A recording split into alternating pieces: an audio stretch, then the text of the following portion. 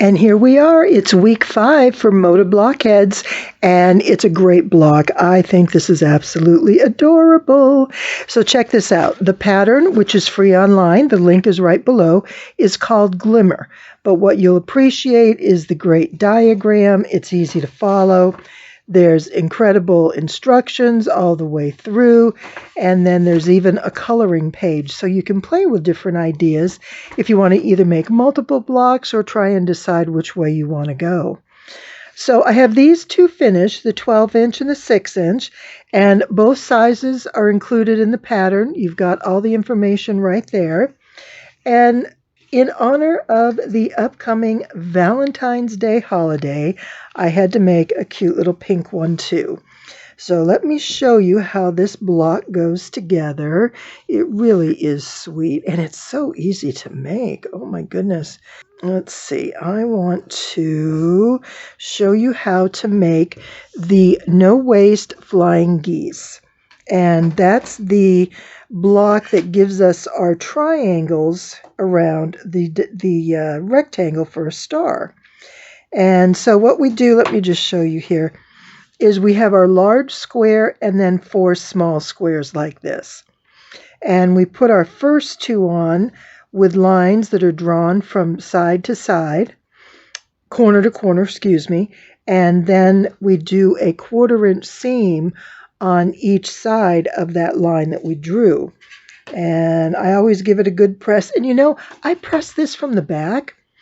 I noticed that when I sew, I'm going to come down one way, turn around, come back the other. And see how it creates those little wrinkles back and forth, only within the seam allowance. But that's because we're sewing so close together in opposite directions on the bias. So it gives it a little stretch. If you were to press on this side, you may get more wrinkles, and I don't want to have anything out here, so I press from the back and it works perfectly. And remember, anytime you're pressing a block that is on the bias, you always want to press it with the direction of the threads in the fabric. So we want to go, you know, from side to side or top to bottom. We don't want to press on the angle, because then we're going to be stretching our fabric. All right, so here's where we are. And what I want to show you is what to do next. And you're going to fold this over and press it right here with your seam going towards those small triangles. So you'll press this really good. Again, don't press diagonally. Come on in and come in upwards and then to the side. And then that way you're going to get a nice smooth block that doesn't have any stretch to it.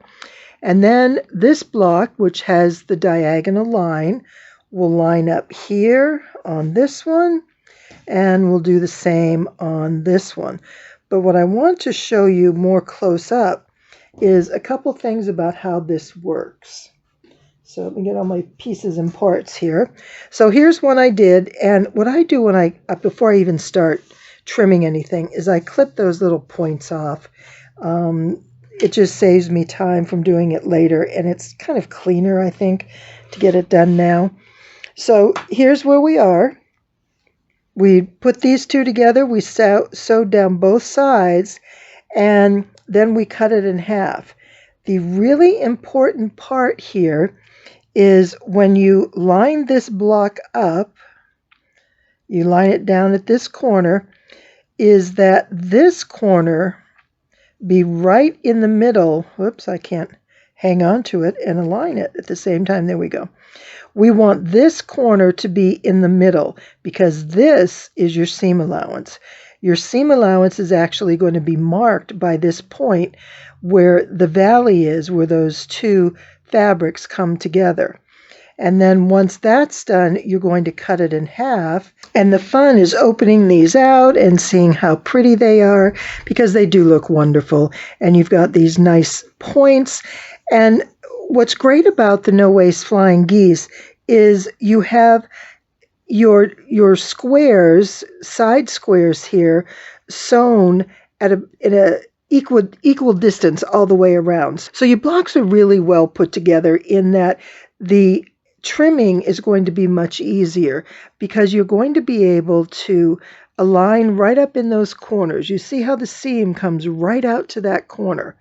Oftentimes when you're dealing with triangles and you're putting them together and you're trying to make a square, this seam right there, you see it's right there at the point, sometimes can be off one way or the other, and that shows up in your quilt as an uneven point. You're sewing along and the point is either cut off or it's not there all the way or whatever can happen. So this is really a great way to do it accurately with a lot less effort. It's so much easier than the old-fashioned way of doing it. So the way this block will go together is once this is sewn like this, let me see if I can get this here. There we are. This is how that block will look. So we'll have these pretty dark pink blocks around here, and then this one will come up here as sort of a lighter pink, and then I have this real pale pastel pink in the corners. So it really is pretty. Let me go ahead and put this together and I'll show you what it looks like finished. Here are all three finished blocks. I think they look wonderful. And that pink one really does look awesome. I'm not sure if it'll go on this quilt or I'll do something else with it. I just haven't decided yet. But I really like how it came out. And these are so pretty. And the colors that I'm putting together for this series of blocks are all sort of blues and muted backgrounds. And I think it's really going to look lovely when it's finished.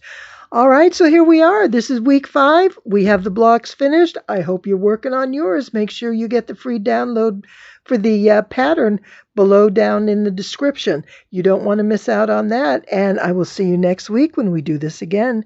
Thanks for joining me. It's always a pleasure to have you along.